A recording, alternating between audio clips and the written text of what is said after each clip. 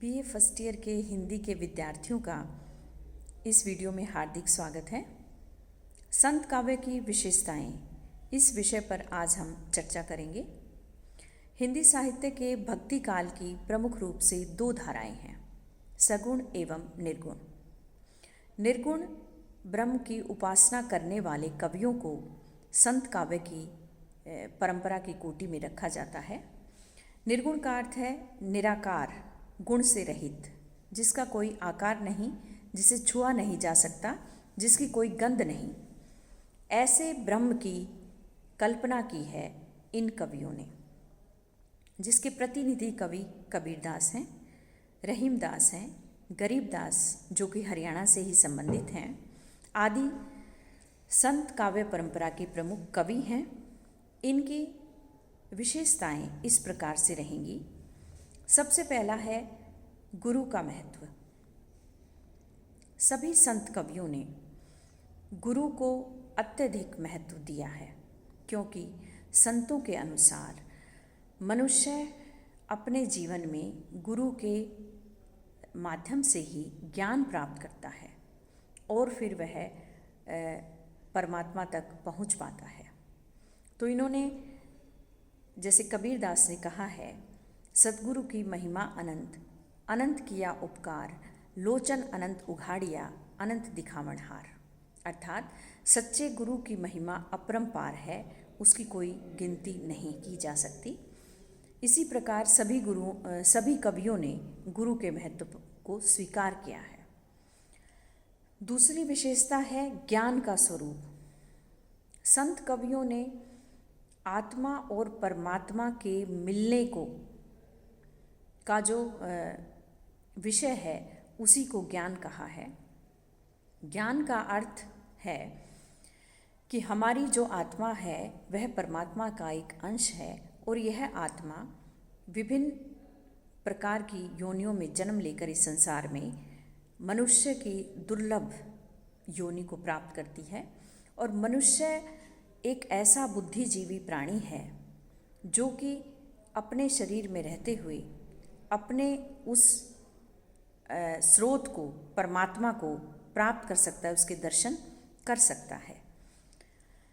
इसी को परमात्मा तक जाने का, उसके दर्शन करने का, अपने भीतर ही परमात्मा का साक्षात्कार करने की प्रक्रिया को उन्होंने ज्ञान कहा है।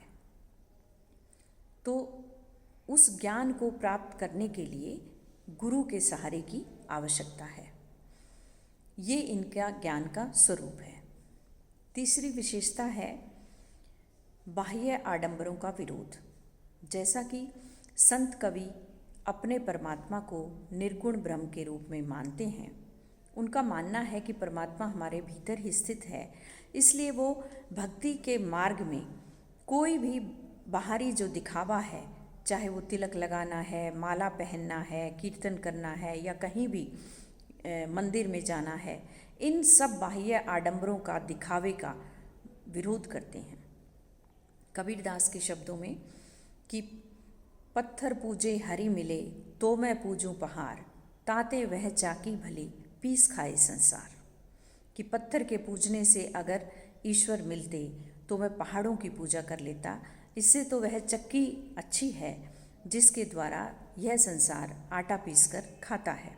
तो इस प्रकार हम देखते हैं कि उन्होंने बाह्य आडंबरों का, मूर्ति पूजा का पूर्णतया विरोध किया है। और अन्य विशेषता है इनकी कि इन्होंने वर्ण व्यवस्था, जाति प्रथा, छुआछूत सभी का घोर विरोध किया है, क्योंकि संत कवि ये मानते हैं कि मनुष्य परमात्मा का एक अंश है और सभी मनुष्य परमात्मा का ही अंश हैं, कोई भी किसी से अलग नहीं है। और जितनी भी जाति व्यवस्था है या वर्ण व्यवस्था है वह स्वयं मनुष्य ने ही बनाई है, कोई किसी से भिन्न नहीं है। इसलिए उन्होंने छुआछूत और जाति पाति का घोर विरोध किया है। फिर है माया के प्रति दृष्टिकोण। सभी संत कवियों ने परमात्मा तक जाने के लिए शब्द रूप को महत्व दिया है। शब्द में ही परमात्मा बसते हैं उसके लिए उन्होंने सहज योग का रास्ता सुझाया है। तो इसलिए उन्होंने, लेकिन उस सहज योग लगाने के लिए, परमात्मा, सहज योग का अर्थ है कि परमात्मा के याद के सहारे हम अपने सांसारिक कार्य करते रहें। लेकिन उस सहज योग तक जाने में ये जो संसार के बाहरी आकर्षण है, जिनको उन्होंने माया का नाम दिया है, उससे सावधान रहने की आवश्यकता है। संत कवियों ने नारी को भी माया के अंतर्गत ही माना है। उनके अनुसार नारी जो है मनुष्य के मार्ग में परमात्मा तक जाने का एक बहुत बड़ा अवरोध है, इसलिए उन्होंने इन सब से सावधान रहने की बात कही है। इसके अतिरिक्त उन्होंने मनुष्य को मानवता का पाठ पढ़ाया है। किसी भी संत कवि ने ये नहीं कहा कि वो घर बार छोड़कर वैराग्य धारण करके और तभी परमात्मा की प्राप्ति कर सकता है, बल्कि अपने सांसारिक कार्य करते हुए भी निरंतर प्रभु की याद में रहते हुए वह ईश्वर की प्राप्ति कर सकता है। तो इस प्रकार हम देखते हैं कि ये संत काव्य की विशेषताएं हैं। फिर इनकी भाषा की अगर हम बात करें तो सभी संत कवि जो हैं वो घुमक्कड़ प्रकृति के थे। एक राज्य से दूसरे राज्य में, एक स्थान से दूसरे स्थान में आना जाना इनका लगा रहता था। तो इनकी भाषा में जो है, इनकी भाषा जनमानस की भाषा है, जन साम्राज्य की भाषा है, बहुत ही सरल है। तो इनकी भाषा को सधुकड़ी भाषा या खिचड़ी भाषा के नाम से हम समझ सकते हैं, जान सकते हैं। तो इस प्रकार हम देखते हैं कि संत काव्य में जीवन को